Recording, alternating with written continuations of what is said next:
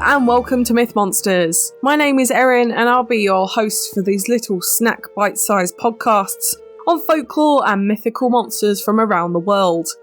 These podcasts focus on the actual cryptids, folklore and mythic monsters from global mythology, rather than focusing on the full stories of heroes and their big adventures.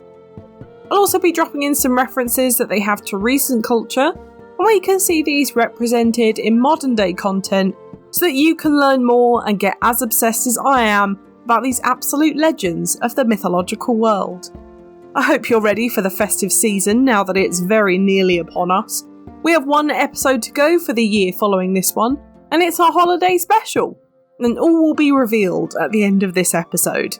I will also be taking a week break after this to celebrate the new year, so following that we'll be back on the 4th of January. Good to let you know. But just because we have a special next week doesn't mean that this one isn't special, because this one is a bit more elusive than other lake monsters we've covered, and from an area that doesn't really get many creatures like it. So grab your sunglasses and come with me to Türkiye this week for the Lake Van monster from Turkish and Armenian folklore. The Lake Van monster is a water-based cryptid, and it's described as being a sea monster much like the Loch Ness monster or the mugwump, with a 50-foot long body and dragon-like features.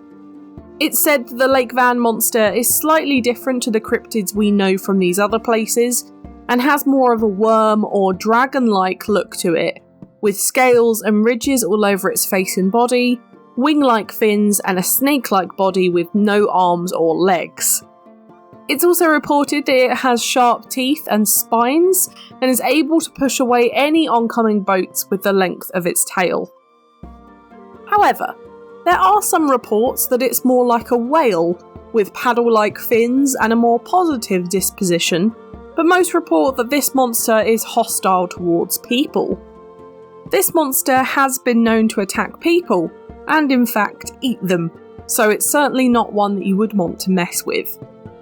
Lastly, one of the more common thoughts, and unbacked up, is that it could be a dinosaur like a plesiosaur, much like the thoughts of Nessie, which have wide bodies, long necks, flippers and no teeth, but it is more commonly described to have these draconic worm-like features that I mentioned earlier. This monster is from Lake Van in eastern Türkiye, or Turkey as it is known in English. Lake Van is the largest lake in the country within the Armenian highlands, which is the bordering country on the east. It is a saltwater lake, but it's also one of the world's very few endorheic lakes, meaning that they have no outlet to the sea and therefore is carbonic, so naturally creates carbon dioxide or bubbles, making a monster or anything else living in there all the more interesting. It's 1,200 square miles across and 561 foot deep, but due to Turkey's climate being so up and down, it can reach temperatures of 22.5 degrees in the summer and minus 3.5 in the winter, meaning that most life is stifled within it. But there is one known species who does live in it, and this is a fish. It's the pearl mullet, otherwise known as the van fish, who are exclusive to this lake. They do not live anywhere else, and they kind of look a bit like sardines, and they fly through the air like salmon sometimes. Of course, we know that these fish exist, they are very much recorded to be, but the only other known life form that might live in this is the Lake Van monster. Now, the geography of all of this is very important to this monster. This lake is massive. In comparison to Loch Ness, where the other monster like this lives, it's triple the size as well as being a little bit deeper. So if you believe in Nessie, there's a good chance that you should believe in this one too. As well as this, it is completely cut off and doesn't lead back to any sea, and this area is completely landlocked, meaning that however this monster got in here, it will always stay, as it has nowhere to go unless it can venture onto land. There have been no reports of the Lake Van monster ever going onto land, or being spotted wandering across any other bodies of water, and the closest one would be Lake Urmia in Iran, which is pretty far away, and it's also one that doesn't link back to anything, so it would just be moving from one body of water to another to stay in a stagnant area. Of course, because of its nature, we have no information at all on what it eats, but it's believed that there is only one Lake Van monster. Just like there is only one mugwump, there is only one Nessie, there is only one Champy, and that means they have no means to reproduce. So it's believed that all of these monsters are just the one thing living there for potentially hundreds of years, and this one is no different. But let's move on to etymology. It's pretty simple. Lake Van is where it lives, so it's the Lake Van monster. However, if you were curious as to what it is in Turkish, it's Van Gulu Canavari, Gulu meaning lake and Canavari meaning monster. Its history is a bit more interesting than this though, I promise. The first ever written sighting of the monster was back in 1889, when an Ottoman newspaper reported that someone had been dragged into the lake by an unknown creature. Following this, they did a sweep of the lake with a scientific survey group, and of course, found nothing. It was 1889, I don't know what they expected. Before I go into this though, I want to set the scene for Turkey back in the 1880s, because you'll notice that I use the word Ottoman there, and I'm sure many of you might be thinking, what the heck does Ottoman mean? And why is it related? So Turkish history is a bit bloody, and I'll spare you the biggest of details, but the Ottoman Empire was one of the longest running empires in the world, and started in Turkey. This empire dominated a lot of the Middle East. If you look at the geography around Turkey, this is where the biggest part of their empire was, and this was from around the 1320s to the 1920s, and they had control over countries like Egypt, Armenia, Iraq, Kuwait, Greece, Macedonia, Bulgaria, Romania, Lebanon, Israel, Palestine, Albania, Bosnia and Herzegovina, Serbia, Syria, Saudi Arabia, Yemen, Tunisia, Libya, and Algeria. So it was a huge, huge empire in a very, very small, concentrated place. Because of this, a lot of these countries have a very Turkish influence from this time, and when I mentioned our monster at the start of this episode, I did say it was also Armenian, but usually that wouldn't make sense in regards to its location, right? I would even say it's more likely that this would be Iraqi, but because of the Ottoman Empire, the Armenian highlands in Turkey are still considered to be Armenian as well as Turkish, and we actually have translations for the monster in Armenian, Turkish and Kurdish is the language of people from eastern Turkey, Iraq, Syria and Iran, again mainly because of the spread of influence during the Ottoman Empire. So, long story short, this monster belongs to most of these countries that I listed, rather than just Turkey itself, but it's mostly considered Armenian and Turkish because of its home location. But it's an interesting world history either way, and it does relate back, and I love learning about this stuff. Based on all of that though, we actually believe the history of this monster goes back well before 1889, as this would make this monster more of a cryptid than a folklore monster. But the Lake Van monster is believed within Armenian folklore to be a descendant of a mythical beast, the Vishap. This was an Armenian flying water dragon who used to kidnap children and toddlers from humans to steal their souls to create their own children. It had the power to create huge storms over the water, including earthquakes, eclipses, and whirlwinds when it ascended or descended from the sky. It was worshipped in numerous Ottoman countries as a symbol of fertility, wealth, and water, but that eventually soured into a symbol of corrupting power. He was eventually slain by Vahagna, an Armenian mythical hero, and he was given the title of Vishapaka, which means Dragon Reaper or Reaper of Vishaps. Interestingly, there is an Armenian church that is on one of the islands within the lake that has a depiction of a sea monster in the stone on the outside walls, and so it's believed that people knew of the Lake Van monster since before this was erected in 915 AD, which was long before any empire or when our history books tell us this was first spotted. However, getting to more recent times, in the 1990s, this monster really took off within modern media due to a sighting in 1995, as well as an infamous recording of the monster in 1997. This video, which you can still watch on YouTube under Turkey, Pictures of a Lake Monster, created a massive interest in the monster throughout the world. It was argued that it could be a large bird, or even an elephant, but local scientists were very quick to tell the public that there are no elephants around this area, and that, and I quote, "It is simply not possible for a creature of the size claimed by witnesses to live in a closed lake like Van." Camera crews from all over did go and check this out though, comparing it to those mythical legends we know from other countries, and the original source, Unul Kazak, wrote a book about the monster and has been talking to witnesses since he first spotted it back in 97.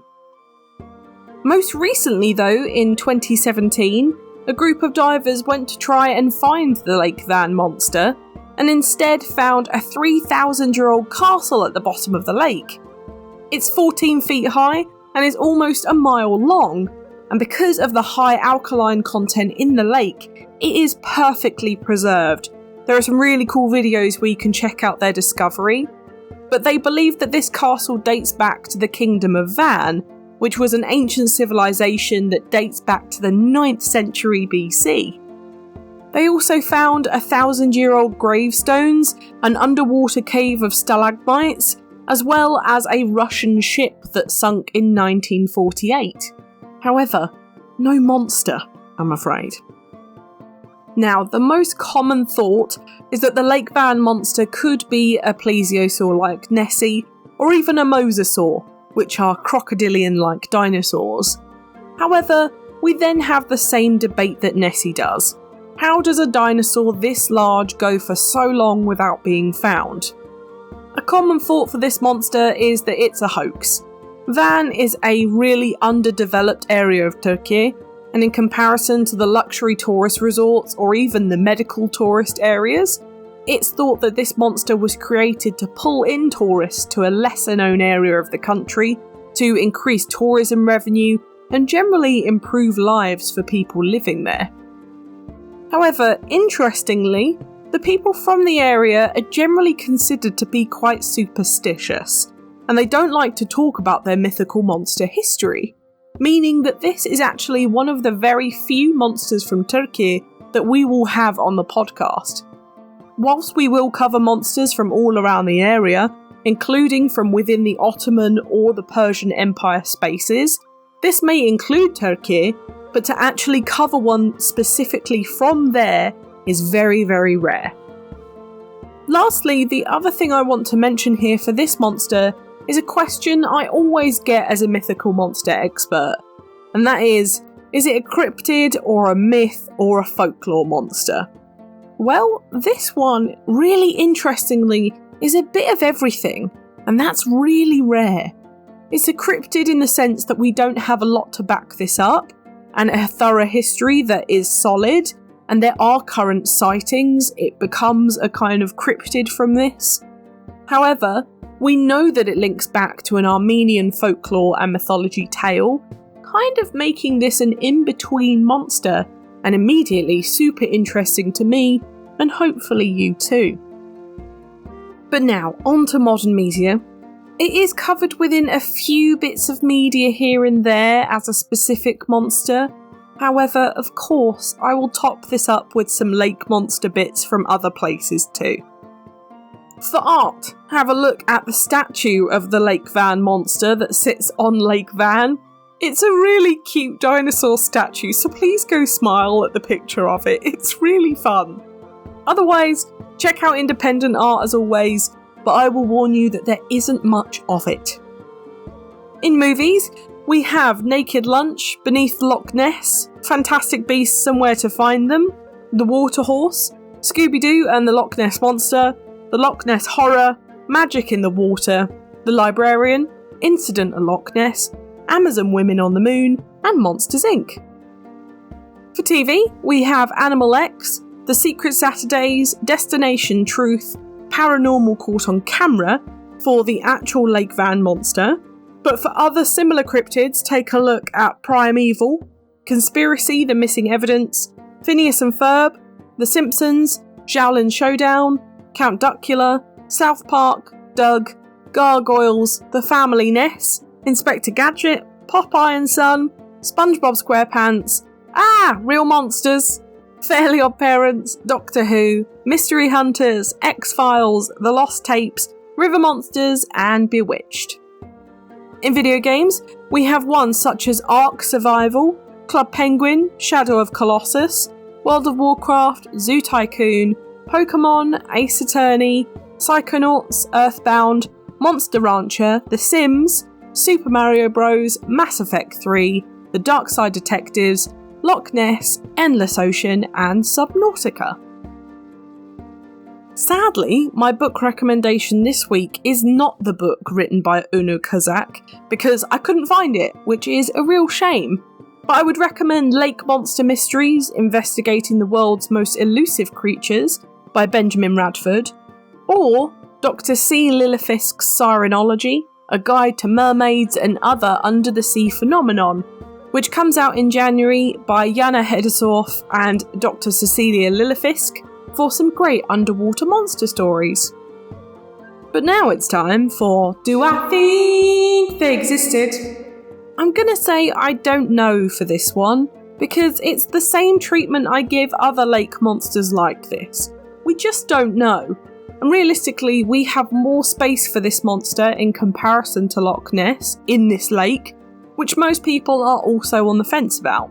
So it makes sense to give this one as much of the benefit of the doubt as Nessie. Also, the Lake Van monster actually has some sort of historical and mythological background from the Vishaps, and I really like this about that monster too. I won't be covering them in their own episode because that's about all the information I have on them, but I do think they're a great monster to look into if you do have a chance. The one thing that does point me towards not believing is that this is a really weird body of water. It's carbonated and super salty, and there's only one type of fish that can live in it. It doesn't go anywhere, so it has nowhere to hide when we're looking for it. So how have we not found it? It does definitely make things more hard to believe, but until they do a full drain of any of these legend harbouring lakes, I will remain a solid believer in most of them. But what do you think? Did the Lake Van monster swim about in his lake in Turkey? Let me know on Twitter, I would love to know what you think. It was a really cool monster. You know me and my lake monsters as well by this point. I really do find them so fascinating, and I love all of the hysteria that comes from them.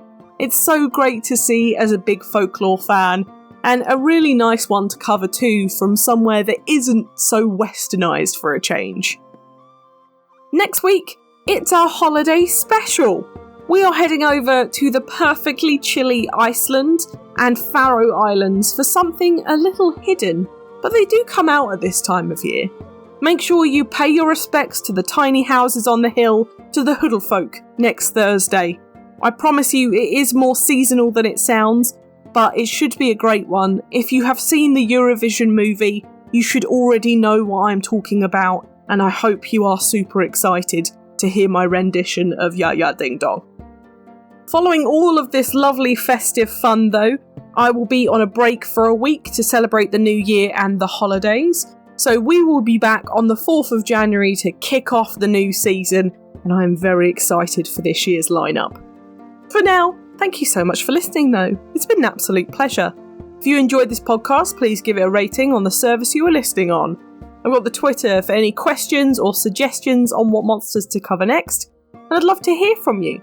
Social media handles for TikTok, YouTube, Instagram and Threads are Myth Monsters Podcast, and the Twitter is Myth Monsters Pod.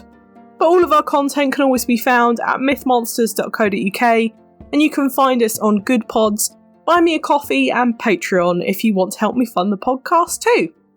Come join the fun though, share this with your pals. They might love me as much as you do.